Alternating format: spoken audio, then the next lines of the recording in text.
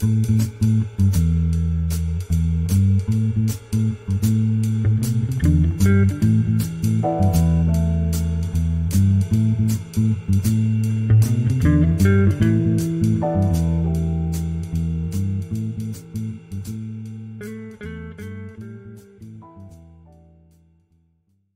hello and welcome to another edition of In the Trenches podcast. I'm your host, Seth, and unfortunately, my co-host, Cal Davenport, is unable to be here. But we have a very well-known guest, I think, to our audiences because he has been on the podcast before. His name is Glenn Ellmers, and he's a visiting research scholar at the Van Andel Graduate School of Government at Hillsdale College. He is also a senior communication specialist at the U.S. Nuclear Regulatory Commission. He served as a speechwriter for the U.S. Secretary of Energy and as the director of research at the Claremont Institute. He has written on various publications such as the Claremont Review of Books, Modern Age, Law and Liberty, and National Review. Today, we'll be talking to Dr. Glenn Ellmers about his new book, The Soul of Politics, Harry Jaffa and the Fight for America. Glenn, nice to have you back on the show. Thank you, Seth. It's always good to be with you. I appreciate that. How are you doing? I'm doing good. Very Great. busy these last few months because I've been not only interning at the James Wilson Institute, which you know about, but I'm also on the campaign trail trying to get someone elected in Oregon to be the first Republican governor, and which has happened in 40 years. So, outstanding. Yeah, it's a lot of work. But getting advice from you on that and and hearing what you had to say, and I just kind of went for it. And so, now we're here, so, Great. Let's get into a little bit of your book. All righty. Of course, it's called The Soul of Politics, Harry Jaffa and the Fight for America. For me, I'm very familiar with Harry Jaffa, but I wouldn't be surprised if some of our listeners still don't know who Harry Jaffa is. And so I thought if you could just real quickly give us a little bit about who he is and why he's so important. Sure.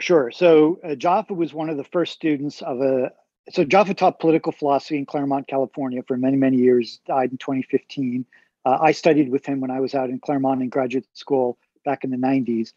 Jaffa was a student of a somewhat more famous political philosopher named Leo Strauss, who fled Nazi Germany in the 1930s, came to the United States, taught mostly at the University of Chicago. But Strauss really resurrected, almost single-handedly, the serious study of political philosophy, especially classical political philosophy, as a source of enduring wisdom. The idea, which was rejected very much then, and even today very much rejected by the intellectual class, was that we can't learn anything from the past. We're all trapped in our cultures, in our historical moments.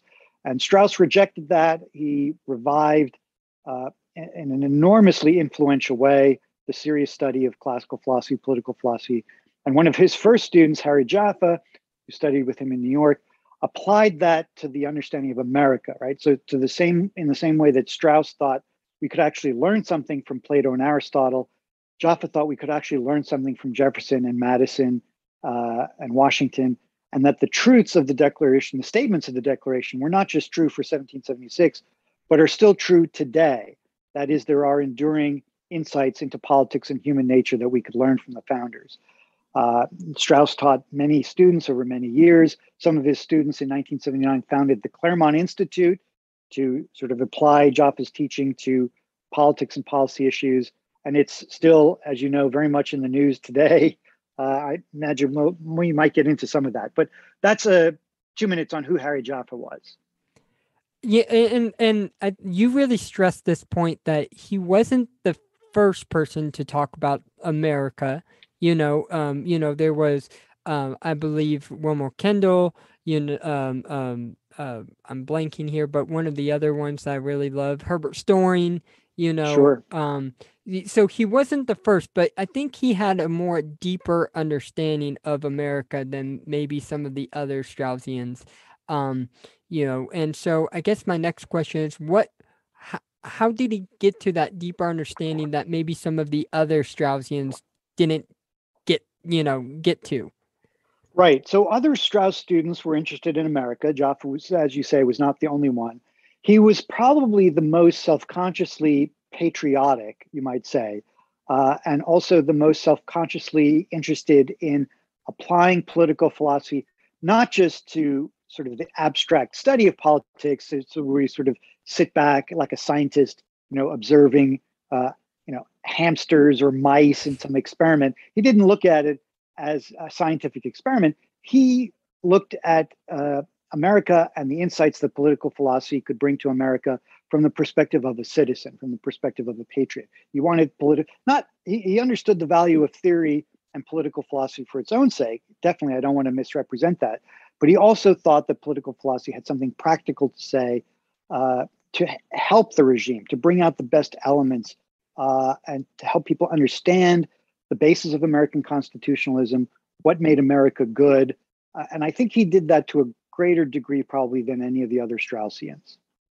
Right, right. And well, and since you talk about that on a citizen level and trying to um understand America from a more patriotic standpoint, I think today it seems like many people are kind of retreating from politics the way that Jaffa Right. maybe understand it. And, Rod Dreher's, I would say semi-famous in that, a lot of people read it, was the Benedict option, and how we Right. should just retreat from politics and have our little communities of virtue, so to speak, and just leave politics alone. But Jaffa doesn't really, go that way.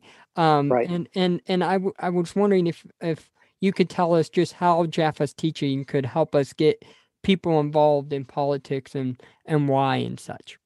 Sure, sure. So a couple of things. Yeah, I know exactly what you're talking about. I was just out at Notre Dame a few weeks ago. A good friend of mine, Philip Munoz, brought me out there, and the students were great, very intelligent, but there is certainly a strong element of that Benedict option out there. You have Adrian Vermeule and Patrick Deneen out there and some others.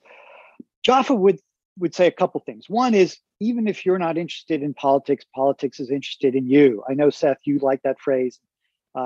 Jaffa is not the only one to say that, but he certainly explains what that means. Uh, Here's one way of looking at it, and this came up conversation I had with Jack Murphy earlier today. What Jaffa learned from Aristotle is that you begin with the ethical cultivation of your own character, your own habits, in order to become a good person. But it doesn't stop there, because Aristotle's great treatise on the ethics, called the Nicomachean Ethics, about how to develop good character, how to be a great person, leads to the politics. And then the politics leads in turn to the ethics. It's a kind of a circle. So to be a good man ultimately means to become a good citizen, because human beings are political creatures. We're social creatures. We can't achieve our highest aspirations. We can't achieve the good life all alone, living in a cave. It makes it very hard. We have to be in a community with other people. And so to cultivate your excellence, your virtues, leads you towards citizenship. And then citizenship in turn allows you, the political community allows you or provides the opportunity to cultivate your individual excellence. And so one points to the other. And the idea that we can simply withdraw from politics is a kind of a fantasy. It's a delusion. I mean, we can't for any number of reasons. What's going to happen to the United States if everyone decides to withdraw from politics? Is China going to go away? Are the other countries on the globe? I mean, we always live in a world of other regimes, of other citizens. If we withdraw from politics, does that mean that we're simply giving over America to the woke ideologues? Is that what we want to do? That doesn't seem like a good answer. So there's a lot of reasons why the attempt to withdraw from politics just doesn't make any sense and will never really work if you're serious about cultivating your own individual excellence. We're going to get to the Aristotle being influencing Jaffa in a minute, but I want to linger here for a second because you have the more Rod Dreher's position of the Benedict option, but it seems like Eastern Straussians, at least in your book, have a similar withdrawal, so to speak, but from a different vantage point. So why do Eastern Straussian wants to back away from politics? Right. There's a little bit of a connection. I mean, I think the Orthodox Catholics who say that find the modern world corrupting. Right. They're interested in preserving a moral life for themselves and their families, and perhaps to some degree communities. And that's a laudable aspiration. I can see where they're coming from. They're not wrong to see that much of modern life is corrupt, and to be exposed to it, to wallow in the popular culture is really sort of degrading. The East Coast Straussians come at this from sort of a similar angle. They see they really see all politics as sort of beneath the philosopher. They see the philosopher as the highest way of life. The philosopher is concerned with the transcendent, the eternal, the whole being, all of these grand themes. And they see politics as kind of a distraction from that. And they especially see modern politics as low. Some of the East Coast Straussians have a somewhat romanticized view of the ancient Greek world. There's a joke in Claremont that some of them suffer from polis envy, right? They want to bring back the ancient Greek polis, but it's not coming back. Newsflash. And so they also sometimes have a kind of aloof attitude towards politics. But I think what's happening in the country now, and I've heard this from a few people who kind of were educated by East Coast Straussians, is the corruption that's happening now in the universities, the ideological takeover of the universities, the suppression of free speech, the suppression of free inquiry. You can't hide in your ivory tower anymore. I mean, that's going away. The idea that you can just hole up in some university and read old books and be left alone, that's coming to an end. You're not going to be left alone. And so, again, politics is coming for you, whether you like it or not. Yeah. That's probably one of my favorite, the Jaffa lines that he, talks about, because it's very succinct, and it's very, it gets right to the point of why we need to get involved in politics. Right. But I want to, you mentioned Aristotle, and I was wondering, how did Aristotle influence Jaffa, and what kind of lessons are applicable to the circumstances that we find ourselves in today? What can we do? What kind of teachings that we can draw from Harry Jaffa's influence, Aristotle influence on Jaffa? Sure. Well, Aristotle, I mean, first and foremost, Aristotle is the first political scientist. He's not the first philosopher. He's not the first philosopher to talk about politics. Socrates is called the first political philosopher in the sense that he turned away from metaphysics or materialism or natural science and looked at, what do people think? He wanted to answer moral and political questions about justice, about friendship. Then his student Plato develops that, writes these very fascinating, wonderful, often difficult dialogues. But Aristotle was the most practical. So then Aristotle comes along as a student of Plato and writes not dialogues, but treatises, right? He examines questions about politics, about ethics, about rhetoric, about natural science, and develops the first systematic political science in the sense of looking at the different regimes, understanding how they work, where they come from, what are they based on, their strengths, their weaknesses, how does one regime turn to another, what is the meaning of citizenship, what is the relationship between the good man and the good citizen, and develops the first systematic understanding of politics, relationship between politics and justice and the good life and all these things. And so Jaffa was interested in that just to learn from the first political scientist. And Aristotle's insights are, of course, very sound, right? I mean, many of the things he taught are still very applicable today about, citizens have to have a kind of friendship with each other. That's a great lesson that Jaffa develops that I think is very pertinent today. One of the epigraphs to my book is, someone who will not fight for you cannot be your fellow citizen. The whole idea of America is that it talks about universal natural rights, but it applies them only to our people, right? The American founders didn't try to vindicate the rights of people in Mongolia and India and all over the world. They were creating a regime in America for Americans. And so that means that there has to be a people who have something in common, people who are friends in a way to be fellow citizens. And when that gets lost, it becomes very hard for the regime, for the political community to continue. And that's a very pertinent lesson, of course, applicable to today. Yeah, and in fact, later on, we're going to get to one of your essays in the American Mind called "Conservatism is Not Enough," and where you kind of hammer this out a little bit. But Right. you mentioned friendship, Yeah. and one of the things that it strikes people whenever they hear about Jaffa and learn a little bit about him is his tendency to want to pick a fight with people that he sees as his equals or peers or however you define it. Um, and some say that's a bad thing. Right. Some say that's a good thing. And so I guess our question is, tell us, why did Jaffa pick fights? And more importantly, what can his character teach us about politics in that respect? Right. So Jaffa picked fights because he cared about the truth. I mean, people think he was quarrelsome just by nature, by temperament, and there may have been a little bit of that. I mean, he did take up boxing for a year when he was an undergraduate at Yale, and actually his first boxing coach was a guy you may have heard of named Gerald Ford, Yeah. who was a little bit ahead of him at Yale. Jaffa did have a kind of pugnacious character, that's true, but he picked fights because it really mattered to him. And this is very much in the spirit of Socrates, who also picked fights, who quarreled with people, who antagonized people. You know, Socrates was called the pest, and he actually got killed for being a little too quarrelsome. But that's because he cared about the truth and he thought it mattered. And Jaffa really did care about that too. And he really picked fights more with people on the right than he certainly quarreled with people on the left, but he was more interested in the quarrels on the right because he thought that's where the salvation of the country was going to come from. He sort of had given up hope on the liberals and the left a long time ago.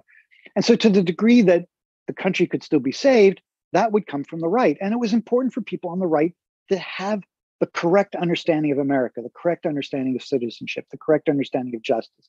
And so he was always arguing with people to get these things figured out properly. William F. Buckley, you know, the famous editor and publisher of National Review, who was Jaffa's friend, and Jaffa wrote many, many articles in National Review on exactly these questions. Buckley once said, if you think it's hard arguing with Jaffa, try agreeing with him. And what he meant is even people who were on the same side as Jaffa sometimes found themselves, you know, in his sights because they didn't get it quite right. You know, they'd say something about the Declaration of Independence and it was a little off. And Jaffa thought, no, that's not it. Let me explain it to you, because he really thought it mattered to get the truth exactly right. Uh, on that note, getting the truth exactly right, I feel like it wasn't like Jaffa didn't pick fights or even have a dialogue with someone just for the sake of dialogue. A Right. lot of people on the right today seem to just, I mean, no offense, but like people like in the Dispatch or even some people maybe in National Review, they kind of just talk just to talk, and with people that are their people, but not in a substantive way, and not in the way I think Jaffa understood, what dialogue should be for. Um, Right. and I don't know, like that is something that I appreciate about Jaffa. He didn't pick fights just to pick fights or to have dialogue in and of itself. There was Right. some further point which you mentioned is that the truth. And I really find the conservative movement in that way sort of wanting. We should get back to maybe some of that thumo spiritedness that Jaffa had. Right. Um, Right. Oh, yeah. You had asked me about Jaffa's character. So I'm glad you brought up this Greek word thumos. As you say, it's translated typically as spiritedness. And it means a kind of willingness to assert yourself, to push, right? And you need that in politics. You need it especially in self-government, in constitutional government, where the purpose of government is to protect your rights, and you have to be willing to stand up for yourself. Now, it also means you have to respect the rights of others. But unlike, say, a serf in feudal Europe, in medieval Europe, where the best thing to do is just shut up, keep your head down, do your work and not get into trouble. In a regime of self-government where the citizens are equal, you have to be willing to stand up for yourself, right? So this thumos, this spiritedness, is an important element of the American character that Jaffa emphasized. On the other thing, um, yeah, I'm actually writing something about this now, about why some people on the right uh, okay, let me back up a little bit. Jaffa got into arguments with people all the time, and he appreciated them arguing back. He actually enjoyed it because what it indicated to him is that they cared about the truth as well. What exasperated him was someone would say something, Jaffa would try to engage in an argument, and they just walk away. They'd refuse to listen, which meant they didn't really care, right? The principles didn't really matter to them. If you were willing to argue with him, he would thought, okay, this is a person who cares about the truth too. And he was always willing to consider the possibility that maybe I'm wrong. And in fact, he changed his mind on a couple of big things over the course of his life. He had a very long life, a very long career, and he changed his mind on a couple of things. So he was open to that. But the people who weren't willing to argue, which is what we're seeing a lot of now on the right, what does the bulwark stand for, by the way? It's not really clear that they stand for anything. The people that exasperated Jaffa the most were the people who were just grifters, the people who were just would mouth some slogans, send out their fundraising letters, but didn't really believe in anything in the end. And that, in a way, was the worst element. He had his arguments with the traditionalists, with the libertarians, with this and that other faction of the right. But the people that he despised the most were just the unprincipled grifters who didn't really believe in anything. And therefore, they didn't really want to argue because they didn't stand for anything. Yeah, yeah. And we have a lot of that in the conservative movement today. Just a bunch of Right. grifters who, I mean, you mentioned the bulwark. There are a few certain, I would say certain Republican leaders, in Congress and in other places as well. But you mentioned something that Jaffa was willing to change opinion on a few Right. things. You mentioned Sure. that in the book. One about his view of Lincoln. Yep. I think you talk about in the book how at first he thought of him as more of a messiah figure, in Crisis of the House Divided, but that changed a little bit. Right. Can you explain why he changed his opinion on Lincoln in that regard? Sure. Because he still put him up. I mean, like he's still a big figure in Of Claremont course. and all of that. But so what changed in that regard? Sure. Yeah. No, he never lost his admiration for Lincoln, but he did modify his opinion more so of Lincoln's relationship to the founding. So when Jaffa started out as a young student of Strauss, there was a kind of idea that Strauss had, which is easy to misunderstand, that the modern world is built on, there's a famous expression, low but solid ground. So the ancient Greeks, the ancient world thought the purpose of politics is to cultivate human excellence, to develop moral character, to really elevate the soul in a way. And then the whole modern project, after the arrival of Christianity, says, wait a minute now, that leads to unreasonable expectations. And there's a long, somewhat complicated story to tell about how the rise of Christianity changes the relationship between politics and religion. And we can't really get into that too much. But one element of Christianity brings in the element of religious conflict, right? And so the modern solution developed by people like Machiavelli. I'm sorry, this is a little bit of a long-winded answer, but it's important to understand the background to your question. Absolutely. The whole modern project, inaugurated by people like Machiavelli and Hobbes and others, was to say, okay, having Christianity involved so much in politics leads to persecution. It leads to religious conflict. It also leads to some rulers being more concerned with their soul than the good of their country. And so the best thing to do, according to them, was get religion and virtue and morality and all that out of politics altogether and just focus on our material needs, our bodily needs, right? To lower the sights of politics. Well, that doesn't seem very satisfying either. And Strauss had developed this explanation of the modern project, which is very sensible as far as it goes.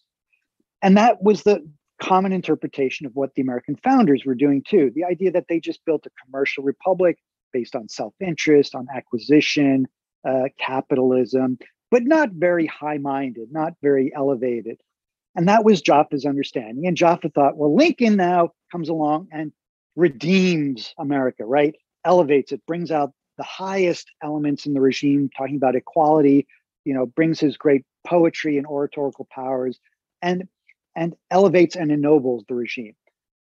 Well, Jaffa now goes back after discovering Lincoln, starts looking at the founding and saying, wait a minute, this orthodox interpretation of low but solid isn't really true. Once he starts actually reading what the founders say, and he discovers that they are concerned with virtue and with education and morality. He realizes that when the founders say at the end of the Declaration of Independence that they pledge their lives, their fortunes, and their sacred honor, they really meant that. They did care about honor. They did care about virtue.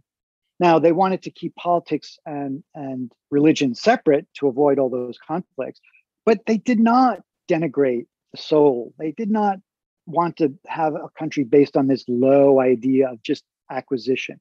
They really did think that limiting government would make space for people to pursue individual excellence, to pursue the life of the mind, to pursue philosophy, to pursue the good life in a way that actually makes room for those high and noble aspirations. So without lowering his understanding of Lincoln, he comes to see that the founding really does have these higher elements in it already from the beginning.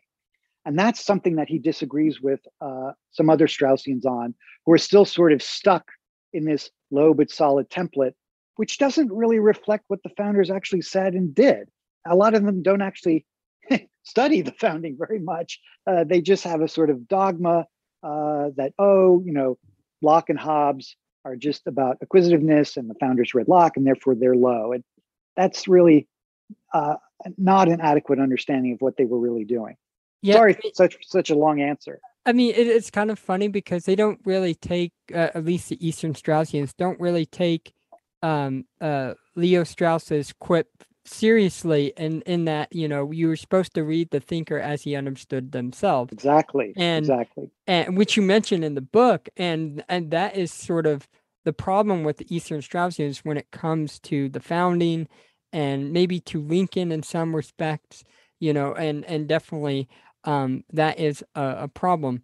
But you also mentioned that there was another respect, in another respect that they, that he changed his mind, and I believe it is more of, well, you mentioned the founding, but is it more on the equality principle too? In some respects, did he change his mind at all in that way too? Well, no, not so much on equality. I mean, I think he was always trying to correct other people. He just changed his mind a little bit on Locke and Locke's influence on the founding, although that's part of the same story I was just telling, where he comes to see the founders as practical men and not just puppets of some modern philosopher, right?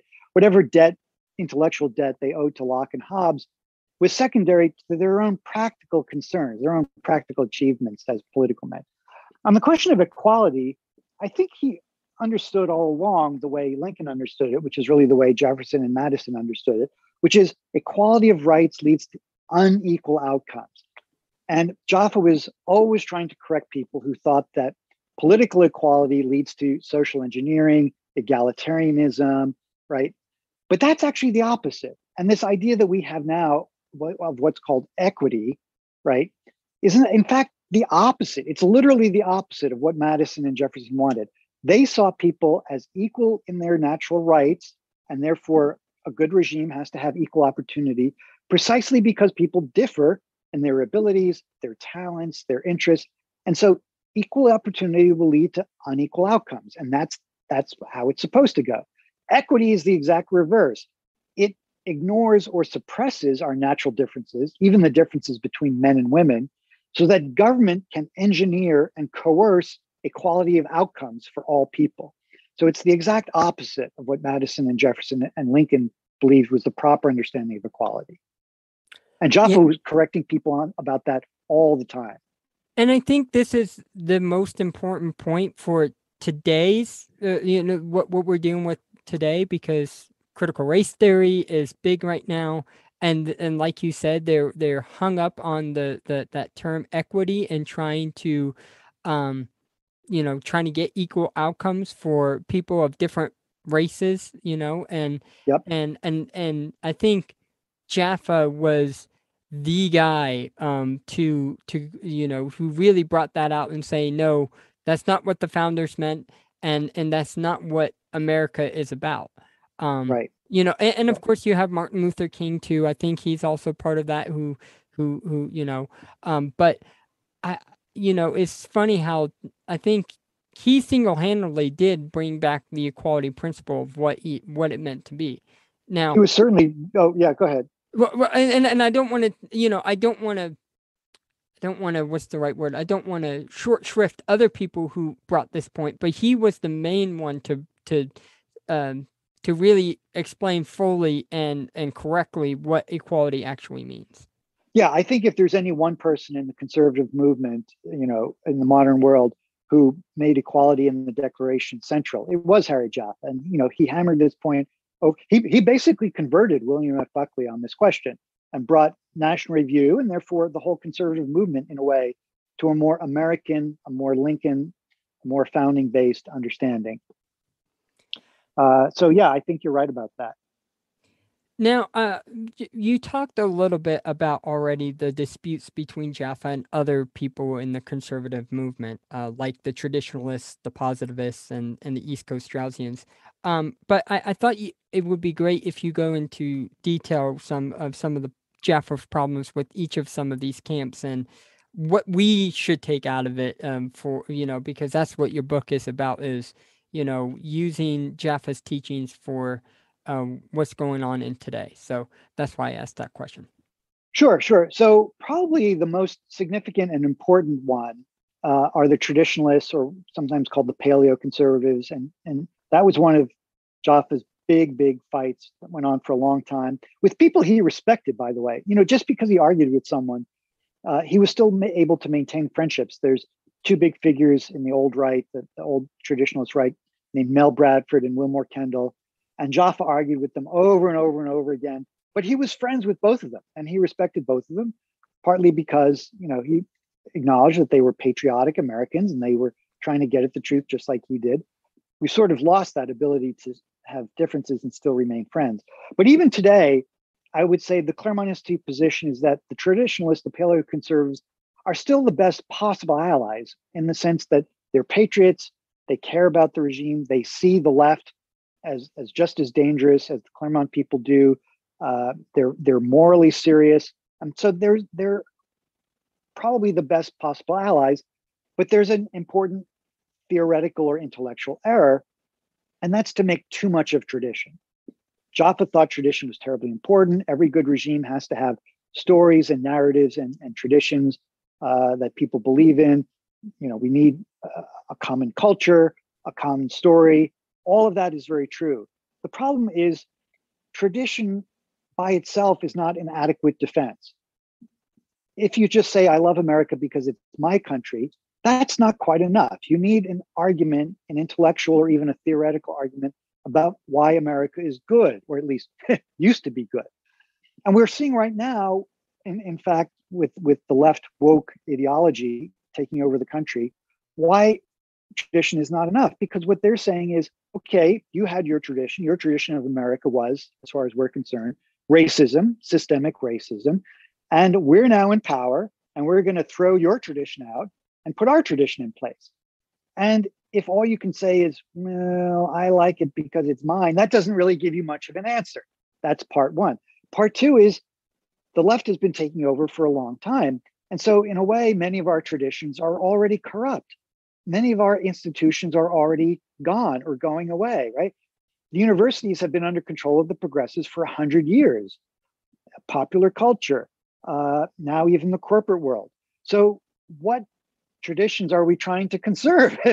In a way, if you don't have an argument, an abstract argument, an intellectual argument, a philosophical argument, it leaves you with very little to say in the face of the left taking over all of our institutions. And so that leads to this argument you were just talking to that I wrote, conservatism is not enough. What are we trying to conserve if the left has taken over all of our institutions? And so Jaffa's argument against the traditionalists was they're good, they're great, they're patriotic allies, they're more, but their allergy to theory, right? Their resistance to talking about abstract concepts of justice really was a deficiency. So I spent a lot of time on the traditionalists because that's probably the most important faction that Jaffa disagreed with. I have a question on that note, because a lot of traditionalists are the sort of Rod Dreher, Patrick Deneen types. I think you would put them probably on the paleoconservative side, at least in my head. Yeah. Um, they don't like the founding. So what tradition do they appeal to if they don't like the founding? Like what America are they appealing to, Right. or want to go back to? That seems to be a problem. Do you have an answer of what what they do? In Yeah, that. they're very vague on that. And this is something that the Claremont people bring up all the time is, first of all, how do you expect to build a strong political movement of rallying patriotic Americans to your cause if you're not willing to defend America, right? And some of the paleoconservatives in places like Chronicles magazine, um, you know, have these very condescending attitude toward the founders, or especially some of the leading founders. Well, that's not a way to rally patriotic Americans, right? Yeah. What if you're running down the country, what exactly are you trying to rally people to save? And then some of them went back to old medieval Europe, and they're very vague on what traditions they're trying to defend. And that's another deficiency. We need to be clear about American citizenship, about what's good in America, and what we're trying to rebuild. And I think Jaffa offered that in a much more coherent way that's really useful today. Now, I am someone who, I mean, I was brought up in some of these beefs, so to speak, so I get a little rankled by the traditionalists, partly because they don't like Lincoln and the founding and all that. So at times when someone like Michael Anton would talk to these people, I don't know, a tick or something, and I just get a little frustrated with some of these debates. But the more interesting conversation in my brain has been the battle between Jaffa and like people like Robert Bork and Antonin Scalia and some of them. And Mhm. so tell us a little bit about that debate and why it's important to learn about, and what we should take out of that as well. Sure. That's another big debate that Jaffa had with the so-called legal positivists. And that's a fancy word for the idea that there's no objective moral content to the law. Justice is just whatever people assert. And that sounds like a kind of a crazy idea. And on some level, it is a crazy idea. And there's two pieces of it. One is the absolute rejection of moral standards. And that's not necessarily what Bork and Scalia believe. But then their question is, what role does the judge have? So there's two pieces here. The first one, although even there, they could be a little unreliable on the question. But the first is just, plain old relativism. I know that's sort of a cringe word. Relativism and positivism sort of mean the same thing. But it's the idea that there are no objective moral standards, right? Our culture may say, okay, right now in America, in our culture, we believe this is right and this is wrong, but there's no transcendent standard. There's no permanent ground. And for Jaffa and for Strauss and for most of the Western philosophic tradition, certainly for the Greeks, they thought that nature does provide a ground by which we can understand the human good, the human virtue, and therefore right and wrong, and that there are permanent standards that can guide human life. Okay, that's sort of the background. The legal positivists said, well, regardless of whether that's true or not, that has nothing to do with the law. The law is whatever the people decide. And that's really a radical notion.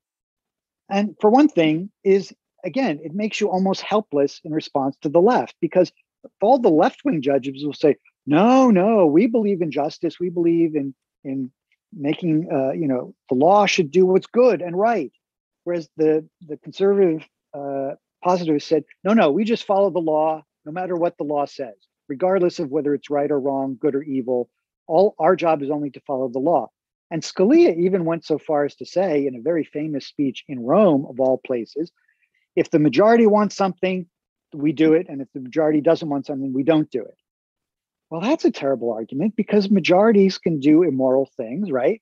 And if the law is just whatever the majority wants, what happens if the majority decides to enslave the minority? Now we're going right back to the arguments that Lincoln had before the Civil War. If a majority, and Scalia's example was abortion, but you could apply it to slavery or anything else. If the law is simply the will of the majority, that's no protection against tyranny at all. And so Jaffa's argument was the whole idea of the rule of law, the whole idea of constitutionalism itself has to be grounded in moral ideas about the rights of individuals, where our rights come from, about human equality, about an idea of justice. And if we abandon all that, if we throw it out, not only are we making the law basically meaningless with no moral content, but we're turning over to the left all the moral high ground to speak about morality and justice. And of course, they're going to win every time. And that's exactly what's happened. And so Jaffa's argument is the Constitution has to be based in the moral principles of the Declaration, because otherwise constitutionalism itself doesn't mean anything. Yeah, this is probably one of the more fascinating debates. I know the American mind, with the better originalism, I think tries to harken back to a little bit of Jaffa's understanding. I won't get into what your opinion on that is, because there's like common good originalism and some of that, and it's interesting to say the least. But I think Jaffa had some good points to make when it comes to this debate and why it's so important, because I think the right today is now having to rethink some of the legal positivist arguments, and if it wasn't for Jaffa, Bork and Scalia and them would still win the day, so to speak, and we probably wouldn't have a Justice Thomas on the court or something like that. Right. Yeah, I mean, one of the arguments that you always heard from the conservatives is, no, we can't talk about justice. We can't talk about the moral grounding of the law, because that will just open the door to judicial activism. Well, that door has been open for a long time, and the judicial activists have been winning for 100 years. So maybe it's time to rethink that argument, right? There's a lot of fine-grained debate about the different kinds of as you say, different kinds of originalism and all of that. And that's probably a little further we need to get into right now. I think Jaffa's main point was that, look, why does a judge get involved in the law? Where does the judge's own authority come from? His authority has to come from a whole conception of the rule of law, of the Constitution, of the limits on majority rule. All of these are ideas about right and wrong and about justice that the judge himself is bound up with. And to the degree that the judge says, I don't care about right and wrong, he's sort of like a doctor who says, I don't care whether the patient lives or dies, right? Imagine a surgeon who goes in to perform surgery on you, and he says, all I do is follow the guidebook. And, if I come across something in the guidebook, the manual, the procedures are a little unclear, well, I'm not going to be concerned about whether you live or die. I'm just concerned about following the procedures. That's sort of what legal positivism is. And it just shows you how crazy it is, right? The idea that you're indifferent to the fate of the patient is the same as saying I'm indifferent to the fate of the country. Yeah. No, and a lot of the right is still steeped in it, and it's but I mean, thankfully there are a few people pushing back. I want to move off of your book because there's been a lot of attacks thrown your way and Claremont Institute's way the last few weeks even. Due to the essays you put out and the Claremont's associations with some people. So I thought would be a perfect time, to give you the floor to respond to your critics, and just full disclosure. I mean, I'm what's called a Claremont hack now on Twitter and stuff. So I already have a side here, but I would rather have you give have the floor instead of me just talking about this. But so go on. Sure. Okay. So for people who are not aware, Claremont Institute is very much in the news now. And in a way, we're gratified by that. The fact that so many people are attacking us, we think means we're doing something right. Angelo Codavilla, who was a great, wonderful friend and a pillar of the Claremont Institute scholarship, passed away a little while ago, was one of the country's great strategic thinkers. But he liked to say, if you're taking incoming fire, that means you're over the target. right? Well, we're taking a lot of incoming fire, and so we think that means we're over the target. Our panels were canceled just recently by the American Political Science Association. We're under attack from the Never Trumpers, from the Washington Post, from the New York Times. And I think that means that to the degree that they hate and fear us, we must be saying something right, because otherwise they wouldn't be expending all this energy on us. That's part one. Part two, the second part is just about my little piece of this. Back in March, I wrote an essay called Conservatism is Not Enough. We discussed it.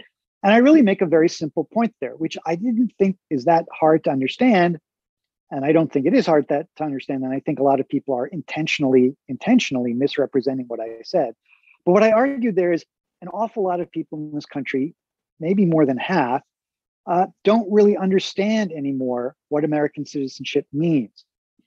To live in a country of self-government, to live in a constitutional republic, means that you have to understand where your rights come from. You have to understand where other people's rights come from, and you have to respect that. You have to have certain habits and dispositions to make self-government work. You have to be willing to stand up for yourself. You have to be responsible for yourself in a certain way. You can't expect the government to take care of you. You have to respect individuals. There's a whole series of things that are necessary to make self-government work. And to the degree that we lose those and forget them or believe the opposite of those, then you're not really an American citizen anymore in that understanding, right? I mean, American citizenship is not just being here. It has to be, that's part of it, but it has to be more than that, right? It has to mean understanding the basis of America. It has to mean understanding where your rights come from. It has to mean respecting the rights of others. And so there's a whole series of opinions and habits and virtues that go along with being an American. And to the degree that a lot of people in this country have forgotten or rejected those, then in that particular sense, they're not Americans anymore, right? And Jaffa was very clear about this. You can't be a Nazi and be an American, strictly speaking. You can't be a communist and be an American, strictly speaking. You may be here physically, but you're not an American in the sense of understanding the principles and the ideas. And so I tried to explain that, and I tried to defend the rule of law and constitutionalism. And I also said very clearly, this has nothing to do with race. You know, a person can be a non-American, according to this definition, and be descended from the Mayflower, right? Or you could be a brand new immigrant, but if you understand American citizenship, if you love this country, you know, as the founders arranged it, and you're loyal to the original Constitution, then you're a great American. It has nothing to do with race. But I was called a racist, of course, and I was called a fascist and all these ridiculous things. But my argument is only that in this country, to be an American means in part, not just to be here, but to believe in something and to acknowledge something and to have a certain kind of character. And I wanted to remind people of that. And that's really all the essay was trying to say. Yeah, my co-host Cal wanted me to ask you. He's saying, you know, in your essay, conservatism is no longer enough. I, Cal, understand you to be saying that conservatives must choose between the Declaration and its principles and a constitution that's been corrupted to the point of no longer supporting, but instead undermining those principles. He asked if that was correct, and is there something to be said for the conservative disposition towards preserving or at least cautiously reforming institution and norms, or is that the reason that conservatism is no longer enough in your view? Okay, a couple of things. I don't see any distinction between the Declaration and the Constitution. I think the Declaration and the Constitution are of the same mind, at least in the way the framers set it up. What's happened is we now are operating increasingly under a second constitution or an alternate constitution. So I don't see any daylight between the Declaration and the Constitution as the framers wrote it. What I see is a second regime, a second constitution coming in, attempting to displace the older one. So that's the distinction I would make there. On the sort of conservative disposition of meliorism or gradualism or small scale reform, yeah, that's fine most of the time. If the regime is healthy, yeah, that's a good disposition to have. But when we're under the kind of tremendous strain we're having now, when divisions are as deep as we are now, when we've lost so many of our institutions as we have now, I don't think that disposition is enough. And that's really what I meant. It's not enough to just engage in gradualism and small scale tinkering when the crisis has become as big as it is now. We need to be a little bolder and to think a little bigger. Right. And I mean, if these institutions are pushing you out, Right. how do we get back in? If they don't want us, then what we the only other option other than just to do the Benedict option is to create new institutions who will let us in and who will let us be who we are. Right. It's like Right. that I think is hard for a lot of my Burkean friends, because Cal is a Burkean, Mm-hmm. is they really want to do the sort of Burkean thing, and we're just not in that place right now where, Right. and Right. and and furthermore, places like the universities, you don't see a lot of there aren't a lot of conservative professors anyway, Right. and so Right. there's like a shortage, so to Yeah. speak. So I mean, what kind of tinkering can we? The whole higher education system in this country is completely 99.9, except with a few isolated examples here and there, completely on board with the woke oligarchy and its ideology. What kind of tinkering? What kind of tinkering can we do to save higher education? And then there's places where we can't even create our own institutions. For instance, the vast federal bureaucracy, the government, right, which is in league with the universities and increasingly with big tech, right? They're all sort of working hand in glove. You don't have the option to create an alternate federal government, right? So there, we either have to get it back. I mean, that's it. We have to get it back. And I don't see tinkering as the way to do that. So, that kind of attitude is just not adequate to the moment. Right, right. Yeah, no, I agree. I agree. Well, I before you go, I want to talk real quick about what your next plans are as far as, or I mean, I know you just had a Jack Murphy show and all of that. So what are you planning on doing? Are you going to write another book about Jaffa, or so what are your plans? I have another book, but it's a little bit under wraps till I work out some details. But I'll only say Jaffa wrote a lot and he published a lot. There's still some material that I'm still interested in pursuing, but I won't go into too many more details here. I'm definitely going to be doing some more short-term writing for the Claremont Institute. I've been a little busy since the book came out doing publicity. I'm going to do a radio program tomorrow. And then I'm doing another podcast with a bunch of political philosophy geeks, a podcast called The New Thinkery with David Barr and Alex Perillo and Greg McBray are really good guys. We're going to get into a little bit more of the philosophical deep dive. But this is starting to wind down a little bit. And so I have a couple essays in mind that I want to do, touching on some of the themes we've talked about. So I'm keeping busy for sure. Well, good. I mean, I'm glad you're keeping busy. I tell everyone, anyone who would listen, to go out and buy your book, because it is great. I mean, I already knew it was going to be great because I had the first early drafts and stuff. But reading your book was a real pleasure, and is something I think was sorely needed on the right. And this was actually the perfect time, just because of where we are right now, to read, what Jaffa probably has to say at this moment and time. So I loved it. People should go out and get it. I'll say this, you've been very helpful in my career.